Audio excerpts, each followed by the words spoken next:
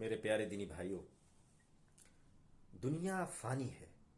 یہاں سے ہر شخص کو آخرت کی طرف جانا ہے. اس لیے اس دنیا کے اندر اپنے آپ کو اگزام دینے والوں کی طرح سمجھیں. اگر آپ ایگزامینیشن ہال میں ناکام ہوتے ہیں تو پھر آخرت میں بھی آپ ناکام ہوں گے. اس لیے اپنی زندگی کو بارونق اور تابناک بنانے کے لیے اس زندگی میں جتنا عمل کرنا چاہیں کر لیں. اس کا فائدہ آپ کو آخرت میں ملے گا انشاءاللہ. لیکن جو لوگ اپنے آپ کو گمراہ کر رہے ہیں، خود بھی گمراہ ہو رہے ہیں، کہہ رہے ہیں کہ دنیا ہی سب کچھ ہے، جتنا انجوائے کرنا بس اس دنیا کے اندر کر لو. تو میرے بھائیوں، میں آپ سے پوچھنا چاہتا ہوں، وما خلقت الجن والانس الا ليعبدون کا معنی اور مطلب مجھے سمجھائیے. اللہ رب العالمین نے ہمیں روزی روٹی کمانے سے منع نہیں کیا ہے، لیکن بیجا خرافات میں مگن ہونے سے منع کیا ہے. اس دنیا کو تمام چیزوں سے اوپر فوقیت دینے سے منع کیا ہے.